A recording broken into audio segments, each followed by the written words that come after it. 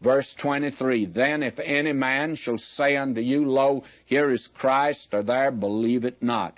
Now, what's the sign of his coming?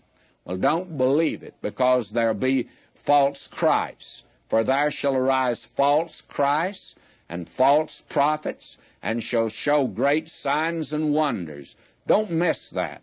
The ability to work miracles is a pretty dangerous thing now, because the next great miracle worker that comes will not be Christ. It'll be Antichrist and his false prophet, his John the Baptist, if you please. He'll have the false prophet who will be able to perform miracles. They'll show great signs and wonders, insomuch that if it were possible, they shall deceive the very elect. Now, if it was possible to deceive the elect, and who are the elect? Well, somebody says, see, this is the church. Well, in the Scripture, there are two elect groups, the elect nation Israel and the elect of the church. All right? You have to use your noodle here to determine which group it is. Who are we talking about up to this point? Israel. All right? It's the elect nation. And he's not talking about the church here. I think that has caused more difficulty and fanaticism and wild speculation than anything else. They shall deceive the very elect. But it's not possible to deceive the elect. You can fool some of the people some of the time. You can fool all of the people some of the time, but you can't fool God's children all the time. Just can't be done. I think that they'll find their way out of cults. I have before me a very wonderful letter that I've shared with you, and if I haven't, I'm going to, because it's here with the sheaf of letters from a party who's come out of a cult. And she listened to this program for months before she came out. You can't fool God's children all the time. They'll come out of the cult eventually. Now he says, behold, I've told you before. Wherefore, if they shall say unto you, behold, he's in the desert, go not forth. Behold, he's in the secret chambers, believe it not. For as the lightneth coming out of the east, shineth even unto the west, so shall also the coming of the Son of Man be. In other words, when he comes, there'll not be any John the Baptist to announce him. When he comes, the whole world will know, and it'll be as public as lightning. Now, those of you that live in the Middle West, you know that lightning is a public affair.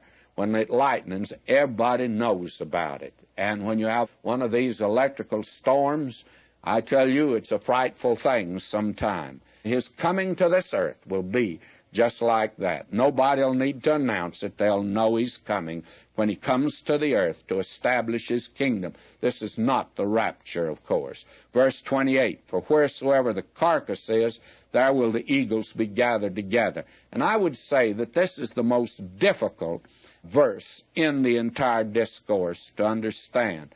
After speaking of him coming like the lightning out of heaven in glory, then to mention this, well, it means he's coming in judgment. In the 19th of Revelation, you find out an invitation went out to the carrion of the bird family to come together for a great big banquet, and they'd eat the flesh of kings and captains and the great men of the earth. I think that that's what he's talking about here. When he comes in judgment.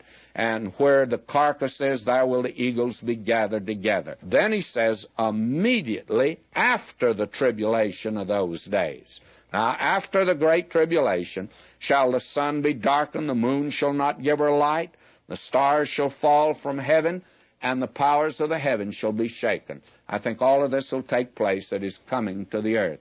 And then shall appear the sign of the Son of Man in heaven. Now, what is that sign? Now, I'll have to speculate again today. You remember back in the Old Testament that the nation Israel was given the glory, the Shekinah presence of God. No nation has ever had that. No people have ever had that. The church does not have that. There's no holy place of the church today at all. When the abomination of desolation appears in the holy place, I would not only not be able to recognize an abomination of desolation, I don't even know where the holy place is. Where is it today? No church has a holy place. Then we have here the sign. What is that? Well, the Shekinah glory of God left the nation Israel. And when he came before, he laid aside, if you please, his glory. He didn't lay aside his deity, but he laid aside his prerogatives of deity, glory. But John says we beheld that glory, though. There were times when it broke through, and he beheld that glory. Now when he comes the second time, I think the sign will be the Shekinah glory, will appear again. Then shall appear the sign of the Son of Man in heaven. Then shall all the tribes of the earth mourn, and they shall see the Son of Man coming in the clouds of heaven with power and great glory. This is his coming to the earth to set up his kingdom. Now notice what he does. And he shall send his angels with a great sound of a trumpet. They shall gather together his elect from the four winds, from one end of heaven to the other. Now the elect here's the nation Israel.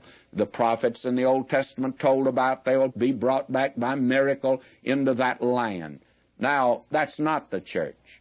The church is caught up out of this world to meet the Lord in the air, and the angels are not even connected with it at all. That sound of a trumpet and the voice of the archangel, it's his voice that'll be like the voice of an archangel. He'll not need anybody to help him gather the church together. He died for the church. He'll be able to bring it together. And friends, when the angels gather together, we're talking now about the nation Israel. Angels are connected with them. My, if we had time to go in even more